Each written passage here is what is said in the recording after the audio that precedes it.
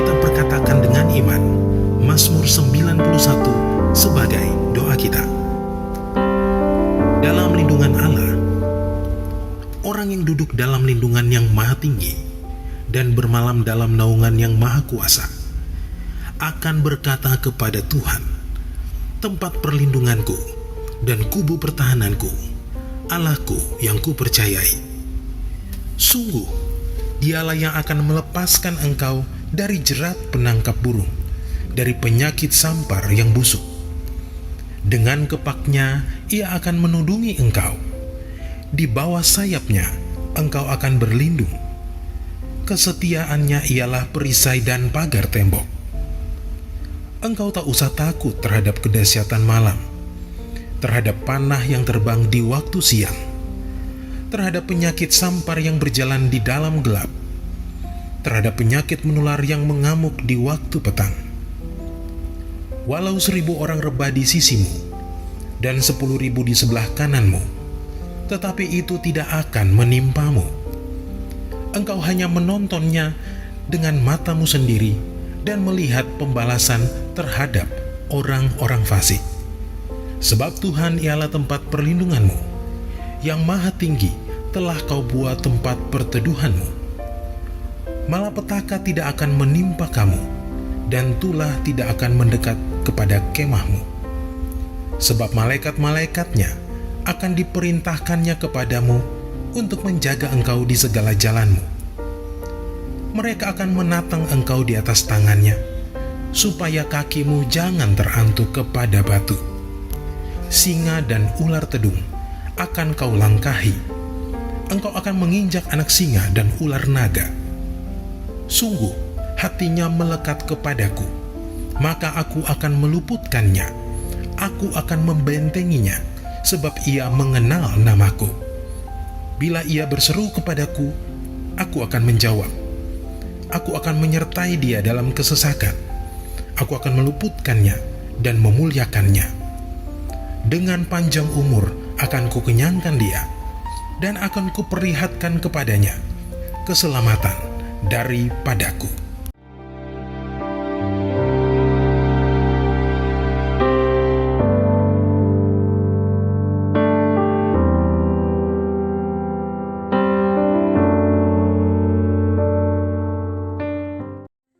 Mari siapkan hati kita. Mari hari ini kita bertepuk tangan buat Tuhan Yesus. Bersama kita bawa pujian yang terbaik buat Raja kita. Sama-sama kita sorakan haleluya. Yes. Kau yang layak untuk disembah hari ini ya Tuhan. Kaulah sahabat yang terbaik dalam hidup kami.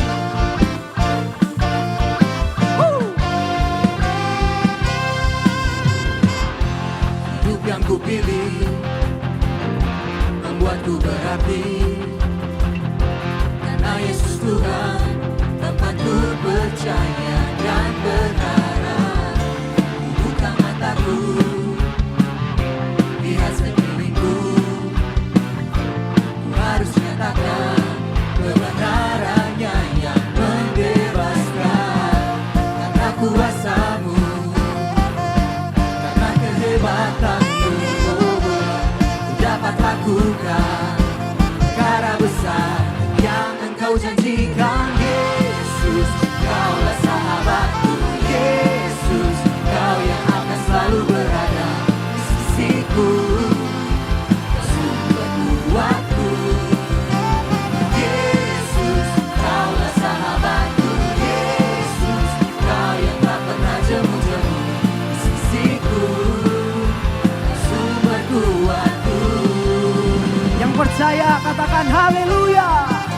Kaulah pusat pujian kami hari ini ya Tuhan. Hey. Woo.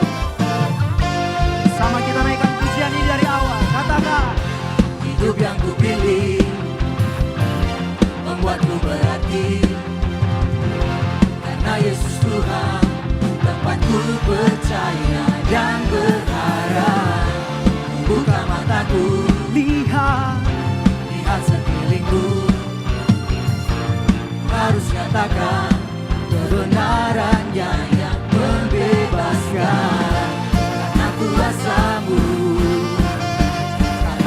kehebatanmu, dapat lakukan perkara besar yang engkau Bersama janjikan. katakan, Yesus, kaulah sahabatku. Yesus, kau yang akan selalu berada di sisiku, kau sumber kuatku. Yesus, kaulah sahabatku. Yesus, kau yang tak pernah jemu-jemu di sisiku, kau sumber kuatku.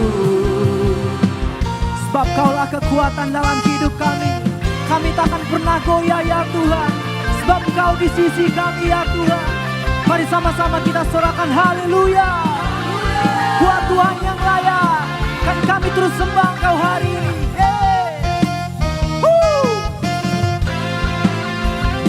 Dan terus kami bawa pujian bagi-Mu ya Tuhan.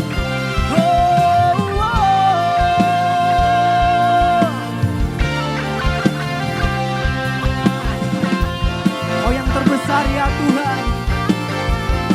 Sambil bertepuk tangan,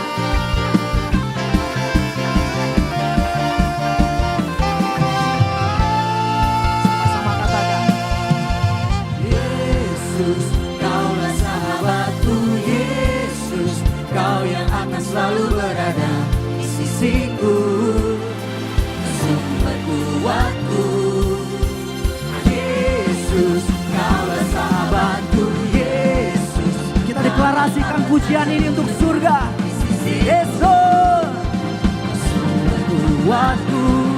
Oh, Yesus, kaulah sahabatku. Yesus, kau yang akan selalu berada di sisiku, sumber kuatku. Yesus, kaulah sahabatku. Yesus, kau yang tak pernah jemu-jemu di sisiku, sumber kuatku. Kaulah sahabat, Sahabatku berada di sisiku, kau sahabatku selama-lamanya. Kau sahabatku berada di sisiku selama-lamanya. sama-sama sorakan haleluya.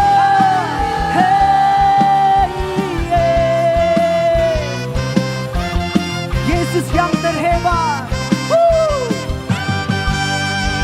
Sorakan haleluya.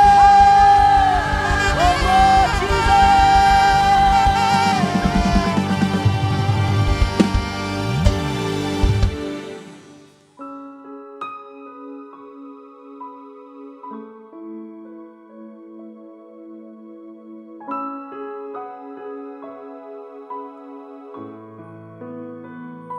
Yesus, kau kebenaran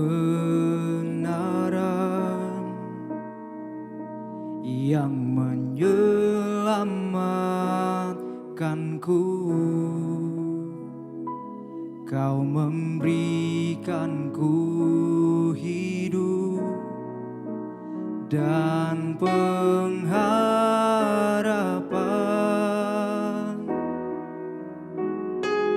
Ku ikut kehendak-Mu,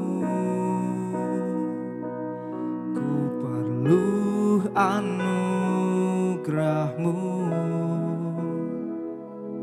Ku nyatakan janjiku kepadamu.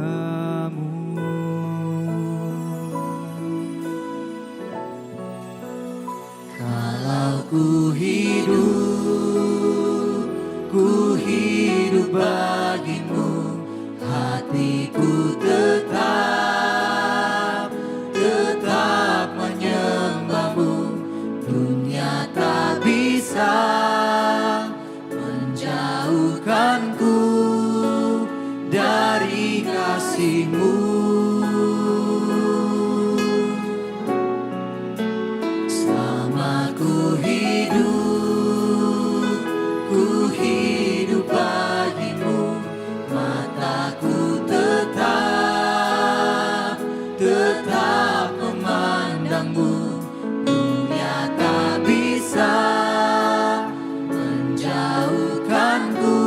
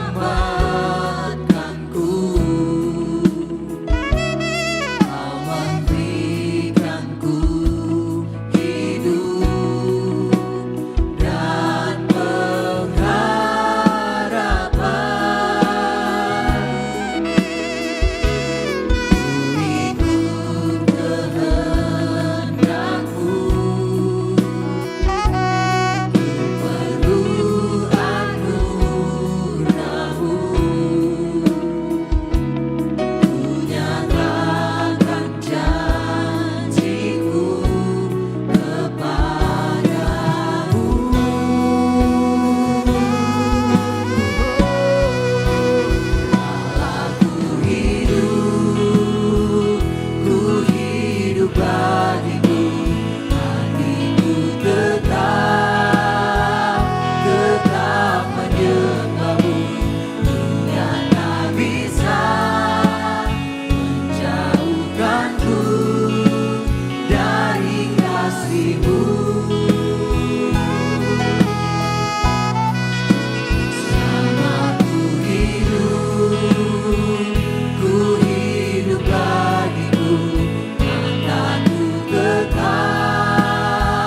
tetap memandangmu. Dunia tak bisa menjauhkanku dari kasih-Mu.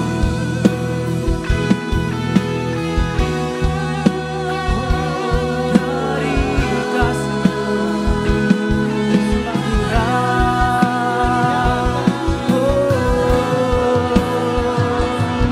tak bisa menjauhkanku dari kasih-Mu, Tuhan Yesus.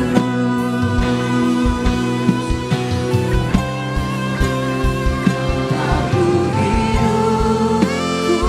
hidup bagimu, tetap menyembahmu. Dunia tak bisa menjauhkanku dari kasih-Mu.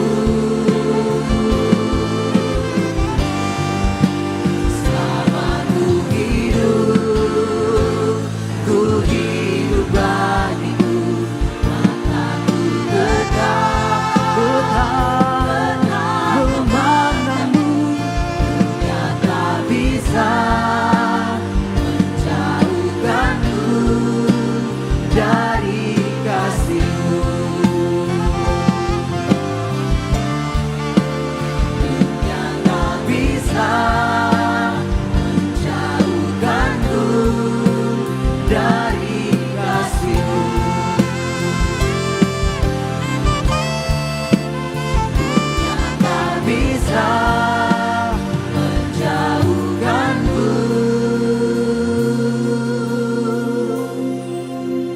dari kasih-Mu. Mari Bapak Ibu yang ada di rumah-rumah, kita bawa sembah kita sama Tuhan hari ini. Kita bawa hati kita bawa hidup kita dalam roh dan kebenaran, menghampiri Tuhan dalam penyembahan kepada Dia. Kami menyembah Engkau lebih lagi hari ini ya Tuhan.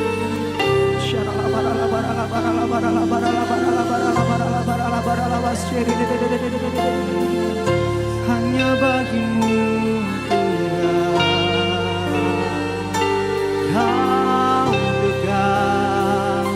Kau dekat dengan kami menghampirimu Tuhan, dekat dengan hadirat-Mu, kami limpahkan pujian kami bagimu Tuhan, bagi Kau yang layak, oh bagimu, oh Yesus. Terus bawa sembah kita hari ini, sambil terus muliakan nama Tuhan, terus sembah Dia. Terus kami agungkan nama-Mu ya Tuhan.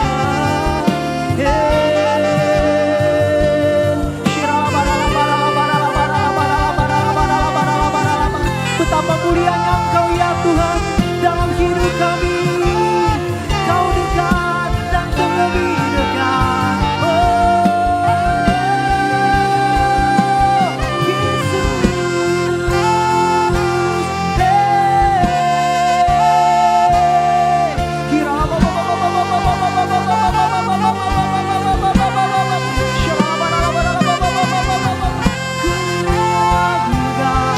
Kami puji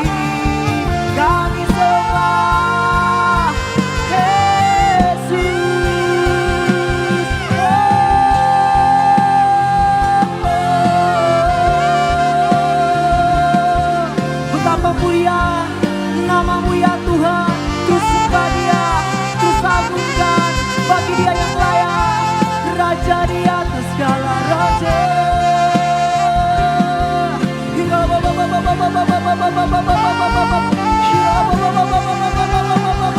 Sebab Engkau yang layak, Yesus Kau yang terlebih besar.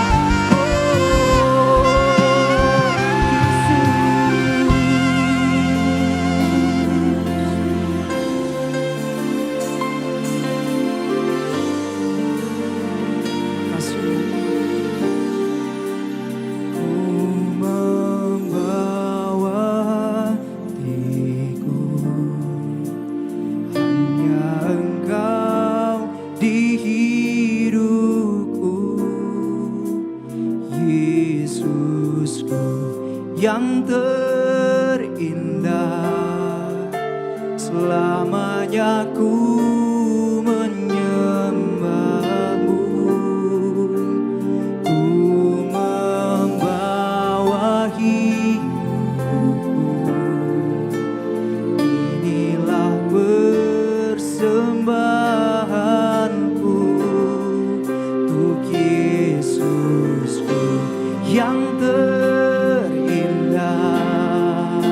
selamanya ku menyembah-Mu, Yesus.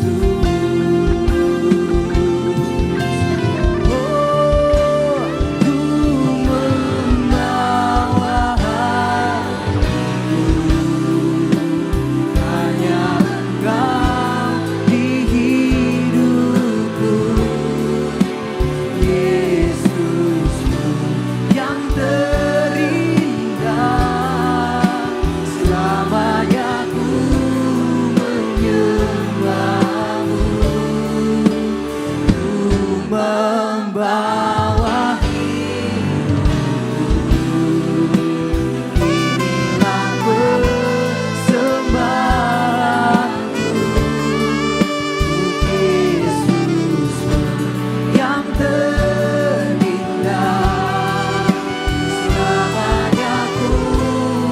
Selamanya ku menyembah-Mu, selamanya ku menyembah-Mu, selamanya ku menyembah-Mu,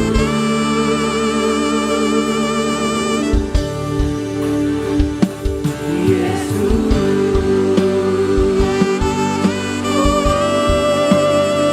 Hanya bagi-Mu. Terus kita berikan sorak-sorak kemuliaan buat Raja kita, buat Dia yang layak, Yesus. Sorakan haleluya.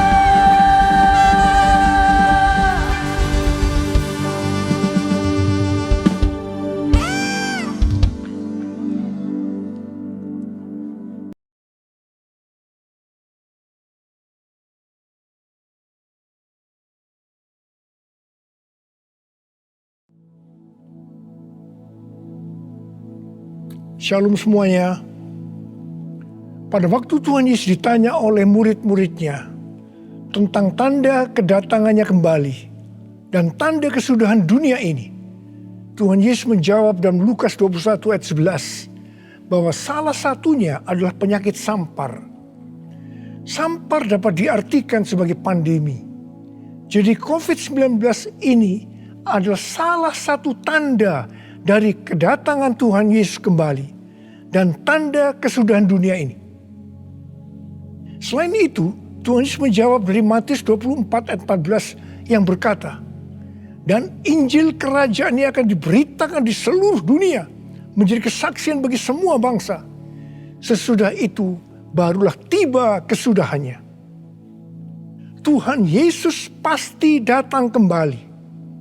Karena itu Dia memberikan amanat agung kepada kita, yaitu agar kita pergi dan menjadikan semua bangsa itu murid Tuhan Yesus. Hal ini juga berarti agar terjadi penuaian jiwa besar-besaran sebelum Tuhan Yesus datang kembali. Sekarang kita akan melihat bagaimana proses untuk menyelesaikan amanat agung, atau proses penuaian jiwa yang terbesar dan yang terakhir sebelum Tuhan Yesus datang kembali. Untuk menyelesaikan amanat agung tidak bisa dengan kekuatan sendiri. Karena itu pesan terakhir Tuhan Yesus sebelum naik ke sorga kepada murid-muridnya, yang juga berarti kepada kita semua dalam Kisah Para Rasul 1 ayat 8, yaitu, tetapi kamu akan menerima kuasa kalau Roh Kudus turun ke atas kamu, dan kamu akan menjadi saksiku di Yerusalem dan di seluruh Yudea dan Samaria dan sampai ke ujung bumi. Jadi untuk menyelesaikan amanat agung, kita harus menerima kuasa dari Roh Kudus yang turun ke atas kita. Setelah itu dengan disaksikan para muridnya, Tuhan Yesus naik ke sorga. Setelah Tuhan Yesus naik ke sorga, 120 murid Tuhan Yesus berkumpul di kamar loteng Yerusalem. Mereka melakukan ini karena Tuhan Yesus memerintahkan agar mereka tidak meninggalkan kota Yerusalem sebelum diperlengkapi dengan kuasa dari tempat tinggi. Tuhan Yesus berkata, sebab Yohanes membaptis dengan air, tetapi tidak lama lagi kamu akan dibaptis dengan Roh Kudus.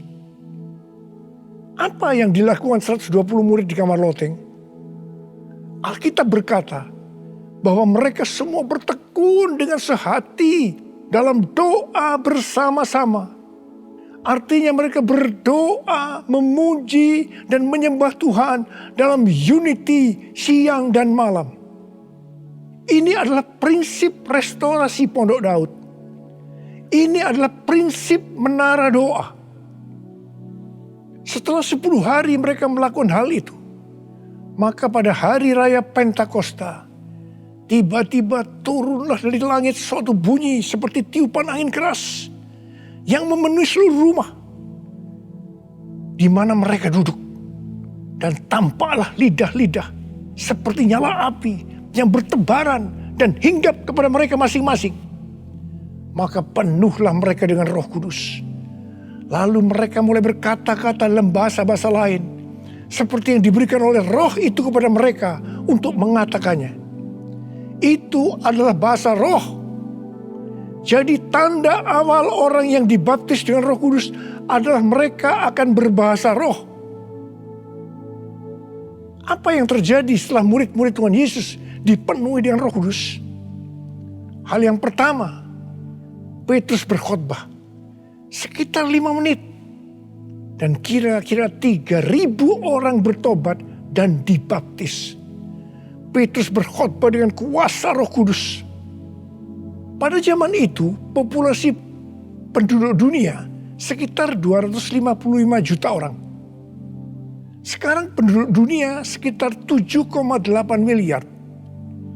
Jadi 3.000 orang yang bertobat dan dibaptis pada waktu itu setara dengan sekitar 91.000 orang pada saat ini.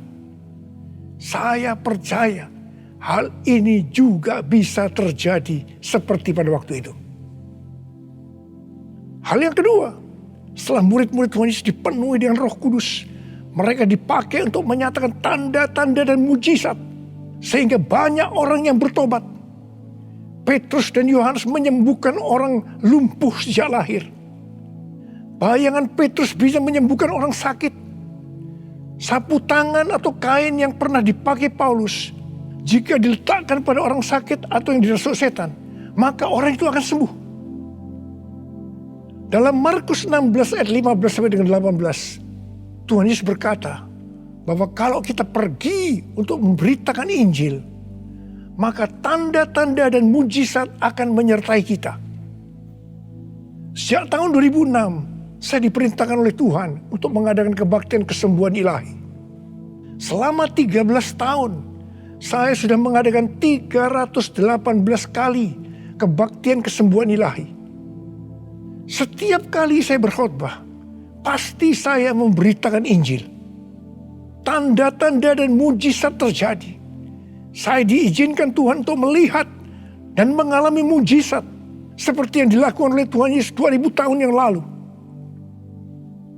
Hal yang ketiga, setelah murid-murid Tuhan Yesus dipenuhi dengan Roh Kudus, maka cara hidup mereka berubah. Sehingga banyak orang bertobat. Yang pertama, mereka bertekun dalam pengajaran rasul-rasul dan dalam persekutuan. Ini bisa diartikan mereka suka membaca Alkitab. Mazmur 119 ayat 105 berkata, "Firman-Mu adalah pelita bagi kakiku dan terang bagi jalanku." Kalau kita suka membaca Alkitab, itu akan menuntun jalan hidup kita. Hidup benar sesuai dengan firman Tuhan. Kita akan menjadi orang yang berintegritas. Dan itu akan membuat orang lain bertobat. Firman-Mu pelita bagi kakiku, terang bagi jalanku. Firman-Mu pelita bagi kakiku, terang bagi jalanku. Waktu ku bimbang dan hilang jalanku, tetaplah Kau di sisiku. Dan takkan ku takut asal Kau di dekatku, besertaku selamanya.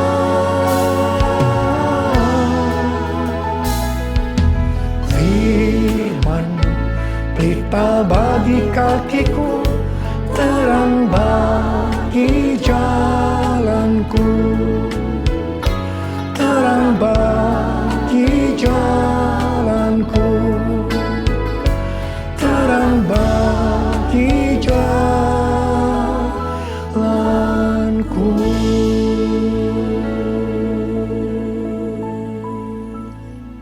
Yang kedua, perubahan cara hidup yang membuat banyak orang bertobat adalah mereka selalu berkumpul, memecahkan roti dan berdoa.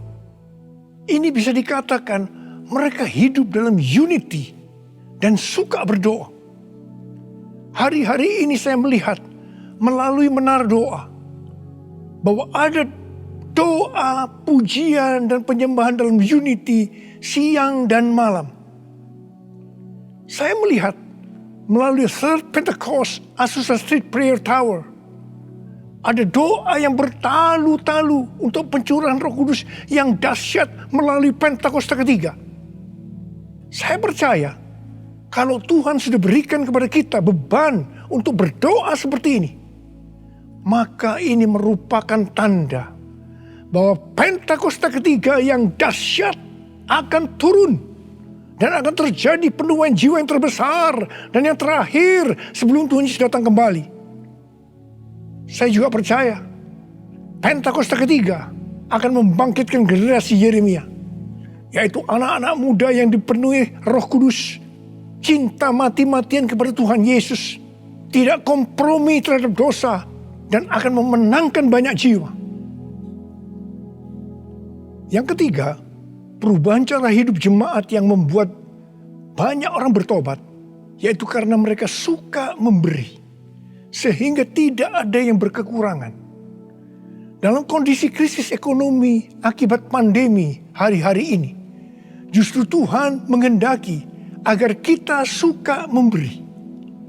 Alkitab berkata, adalah lebih berbahagia memberi daripada menerima. Lukas 6 ayat 38 berkata, "Berilah dan kamu akan diberi. Suatu takaran yang baik, yang dipadatkan, yang digoncang, dan yang tumpah keluar akan dicurahkan ke dalam ribaanmu. Sebab ukuran yang kamu pakai untuk mengukur akan diukurkan kepadamu." Saudara, kita akan memberikan dengan ukuran ini. Katakan kita akan memberikan beras. Kita isi ini dengan beras. Setelah penuh, kita tekan. Digoncang-goncang. Permukaannya turun enggak? Turun. Tambah lagi berasnya. Tekan lagi. Digoncang-goncang. Masih turun, tambahi lagi beras. Goncang-goncang, ditekan, Kalau sudah tidak turun lagi, masih ditambah ini. Tambah sampai tumpah-tumpah keluar. Dan itulah yang akan dicurahkan ke dalam ribaanmu. Saudaraku yang kasih Tuhan, ini berarti kalau kita memberikan dengan ukuran ini, Tuhan akan memberikan kepada kita mungkin 100 kali lipat dari ini. Katakan amin. Haleluya. Aku percaya berkat-Mu atasku melimpah, kebajikan, kemurahan selalu mengikutiku. Ku puji, ku sembah Kau Tuhan. Ku puji, ku sembah Kau Tuhan. Ku puji, ku sembah Kau Yesus. Yang keempat, perubahan cara hidup jemaat yang membuat banyak orang bertobat, yaitu mereka selalu bergembira dengan tulus hati sambil memuji Allah. Hidup dengan tulus hati artinya hidup sebagai orang yang berintegritas. Jadi perubahan-perubahan yang terjadi dalam cara hidup jemaat yang membuat banyak orang bertobat adalah mereka suka membaca Alkitab. Mereka suka berdoa. Mereka hidup dalam unity. Mereka suka memberi. Mereka suka memuji Allah dan bergembira. Tulus hati atau hidup berintegritas. Dikatakan bahwa mereka disukai semua orang. Dan tiap-tiap hari jumlah orang yang diselamatkan bertambah. Haleluya.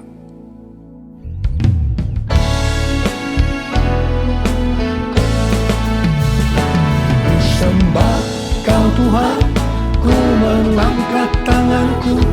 Selamanya Kau ajaib bagiku.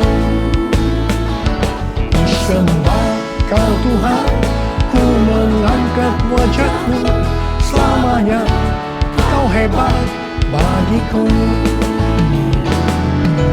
Haleluya, haleluya, haleluya,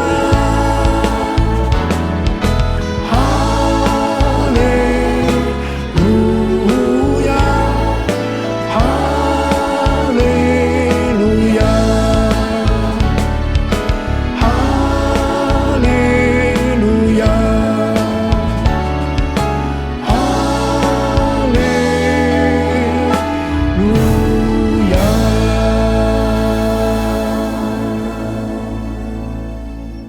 Saya percaya mereka menganggap bahwa pola penuaian jiwa hanya seperti itu. Mereka sebagai orang-orang percaya hidup dalam zona nyaman. Mereka biasa berkumpul dalam unity sambil membaca Alkitab, berdoa dan memuji Tuhan dengan sukacita. Tidak ada yang berkekurangan. Wow, siapa yang tidak mau menjadi orang percaya? Tetapi ternyata supaya penuaian jiwa bertambah besar, Tuhan izinkan proses berikutnya terjadi, yaitu aniaya menimpa jemaat di Yerusalem. Selain rasul-rasul, maka mereka harus lari meninggalkan Yerusalem. Mereka pergi ke Yudea dan Samaria sambil memberitakan Injil.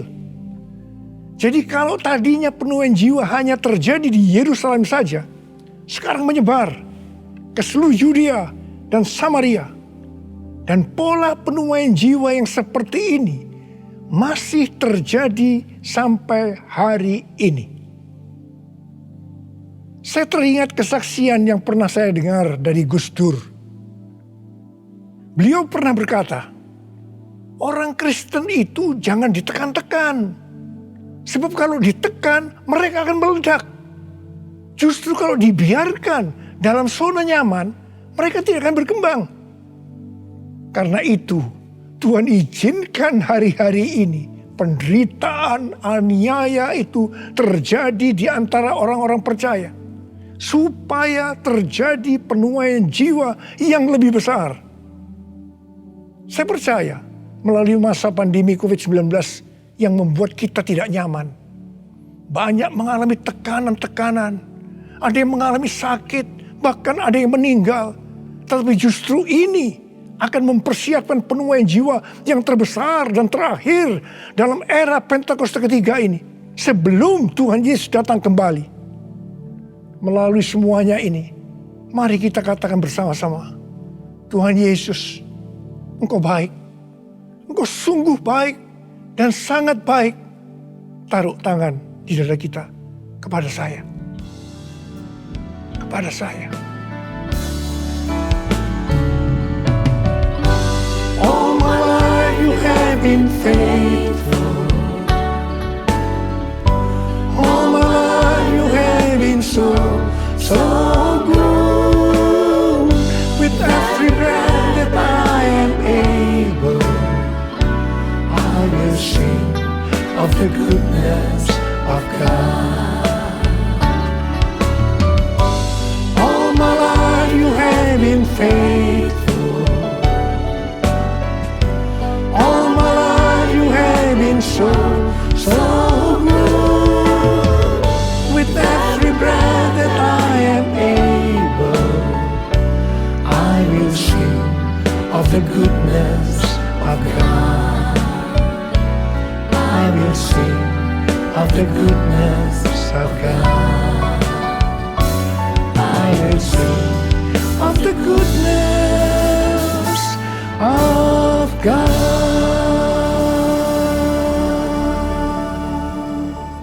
Ternyata pola penuaian yang terjadi di atas belum menyelesaikan rencana Tuhan. Karena selain penuaian jiwa harus terjadi di Yerusalem, di seluruh Yudea dan Samaria, tetapi juga harus sampai ke ujung bumi. Tuhan mempunyai cara untuk membuat penuaian jiwa itu sampai ke ujung bumi, yaitu dengan terjadinya perubahan paradigma dalam pelayanan. Selama ini, pengertian tentang keselamatan hanya untuk orang-orang Yahudi saja. Tetapi melalui peristiwa Kornelius, di mana Petrus diutus oleh Tuhan untuk mendatangi Kornelius yang bukan orang Yahudi, untuk memberitakan jalan keselamatan.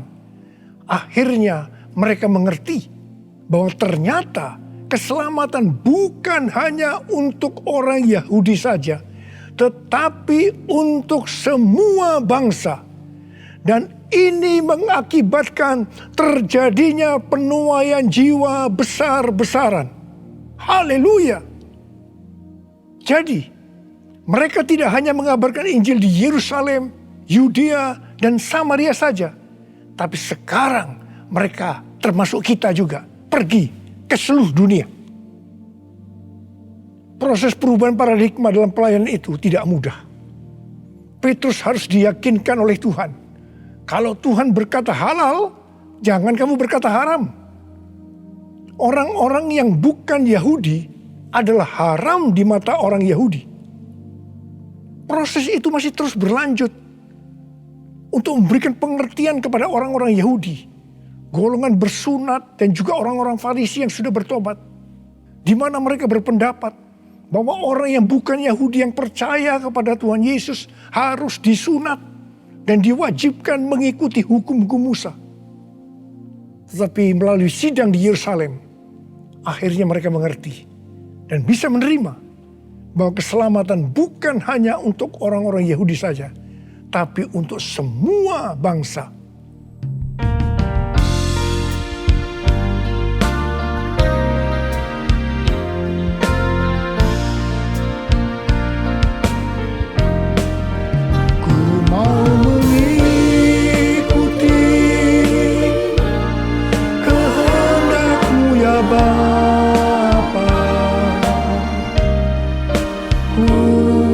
Selalu menyenangkan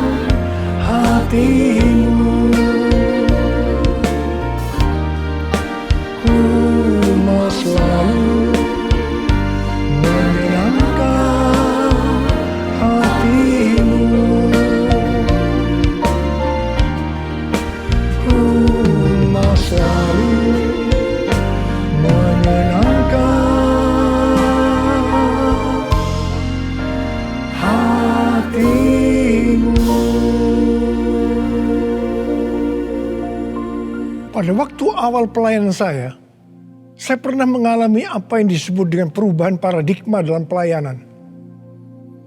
Jadi pengertian orang-orang Kristen pada waktu itu adalah kalau beribadah hari Minggu harus di gedung gereja. Ibadah di tempat-tempat selain gedung gereja dianggap haram. Pengalaman gereja kita di Bandung bisa saya katakan sebagai pengalaman yang unik. Pernah dalam kurun waktu 1 tahun, setiap minggu kita harus pindah tempat ibadah. Dan setelah berjalan 1 tahun, kita tidak mendapat tempat kebaktian lagi. Kecuali satu, yaitu sebuah nightclub yang bernama Paramount. Ini pasti tempat haram. Tapi justru Tuhan hanya sediakan tempat ini. Dan Tuhan hanya berkata kepada saya, apa yang aku katakan halal, jangan kamu berkata haram. Di tengah kecaman yang cukup banyak, kita berbakti di tempat itu justru sampai 3 tahun. Dan melalui tempat yang haram tadi, kita menuai jiwa-jiwa yang dianggap haram juga. Mereka yang tadinya mau ke nightclub, istilah mereka kesasar ke gereja dan bertobat. Tidak sedikit dari mereka yang sekarang ini menjadi pelayan Tuhan. Wow! Melalui peristiwa ini, kita diberikan pengertian bahwa bagi Tuhan tidak masalah tempat yang akan kita pakai untuk beribadah. Meskipun itu bukan gedung gereja. Dan mungkin di tempat yang haram. Kalau kita tidak peka terhadap kehendak Tuhan, tempat kebaktian untuk jiwa-jiwa yang bertobat pada waktu itu tidak akan mencukupi kalau hanya di gedung gereja saja. Karena waktu itu sedang terjadi penuaian jiwa yang besar di Indonesia. Selain itu, orang-orang yang mau ke gereja untuk pertama kali, karena bukan di gedung gereja, menjadi lebih mudah.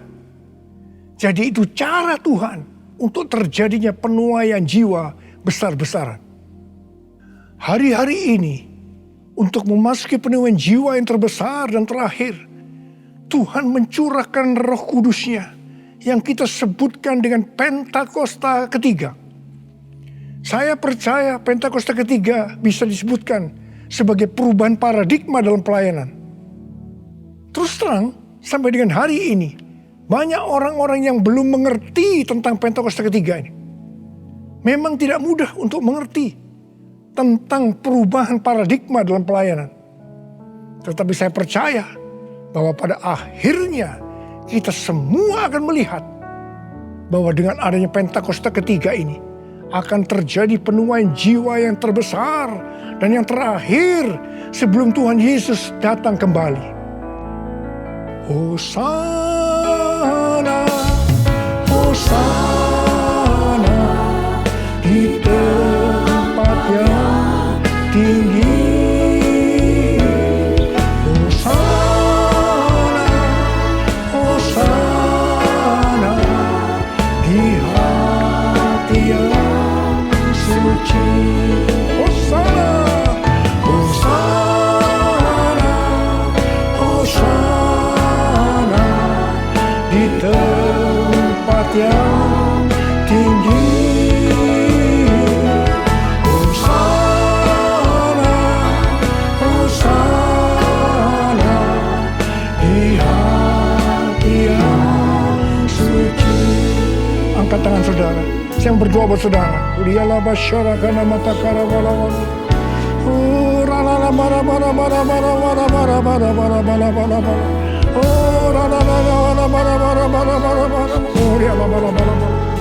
Oh Tuhan, hamba berdoa buat umat-Mu ya Tuhan. Hamba berdoa biarlah mereka boleh mengerti tentang perubahan paradigma hari-hari ini Tuhan melalui Pentakosta ketiga. Bapa, pakai kami semua ya Tuhan menjadi alat-Mu Tuhan, menjadi alat-Mu untuk menyelesaikan amanat agung Tuhan Yesus, untuk menyelesaikan amanat agung Tuhan Yesus, untuk menyelesaikan amanat agung Tuhan Yesus. Tuhan, curahkan pengurapan saat ini kepada kami. Terima pengurapan Tuhan. Terima. Terima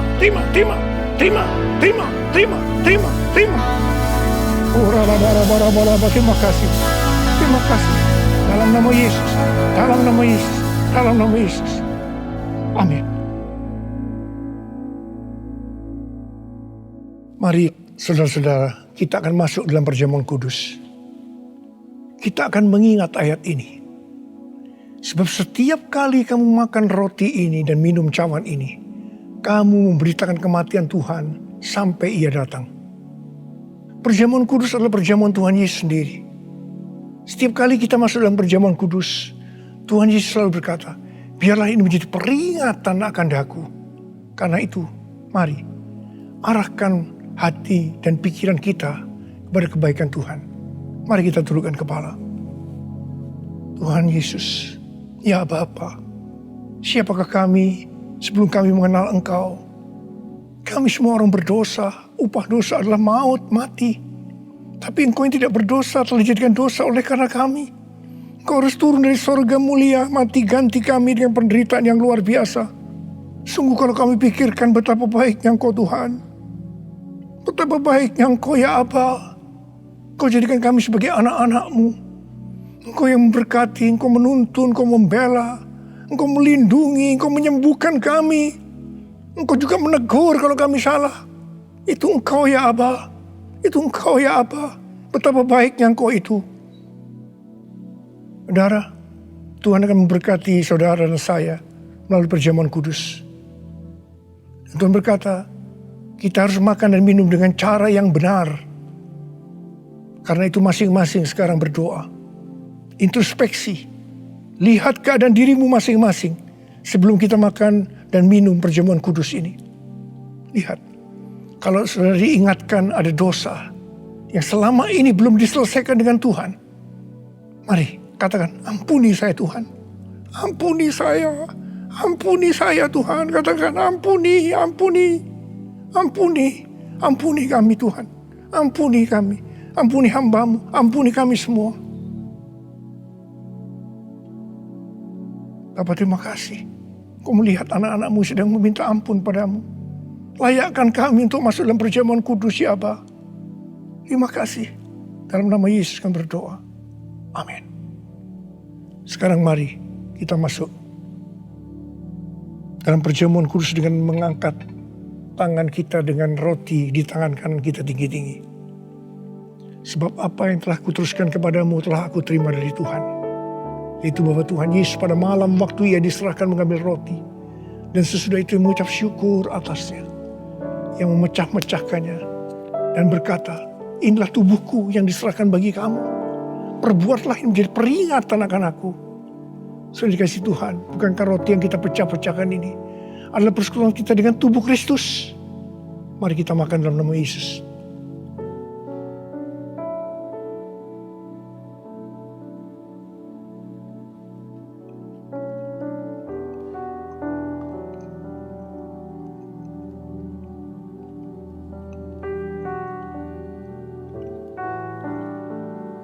Mari angkat cawan di tangan kanan kita tinggi-tinggi. Demikian juga Ia mengambil cawan sesudah makan lalu berkata, cawan ini adalah perjanjian baru yang dimeteraikan oleh darahku. Perbuatlah ini. Setiap kali kamu meminumnya menjadi peringatan akan aku. Sudah dikasih Tuhan. Bukankah cawan pengucapan syukur. Yang atasnya kita ucapkan syukur adalah persekutuan kita dengan darah Yesus. Mari kita minum dalam nama Yesus.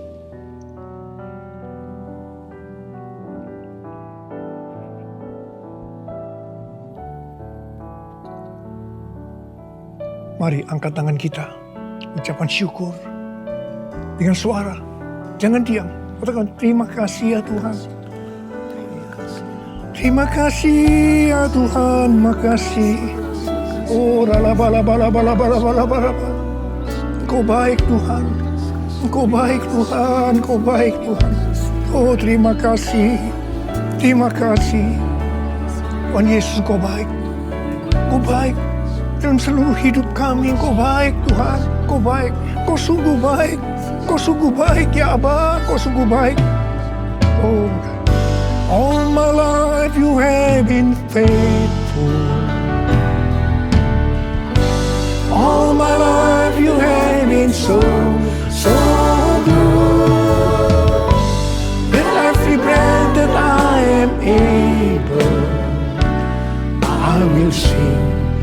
the goodness of God.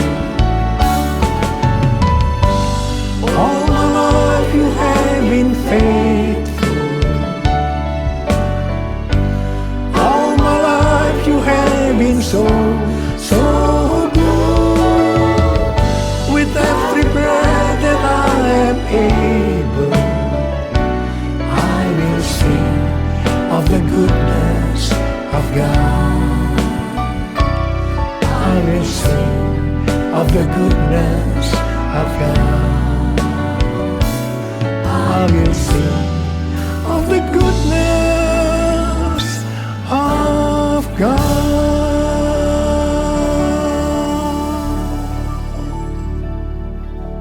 Terima kasih Abah. Terima kasih. Terima kasih. Terima kasih. Dalam nama Yesus. Amin. Mari, angkat tangan saudara. Terimalah berkat Tuhan. Kasih karunia yang berlimpah-limpah daripada Allah Bapa dalam Anak yang tunggal Yesus Kristus. Persekutuan yang manis dengan Roh Kudus menyertai saudara sekalian mulai hari ini. Sampai Tuhan Yesus datang menjemput kita di awan-awan dan bahkan sampai selama-lamanya. Yang percaya bersama-sama katakan, Amin.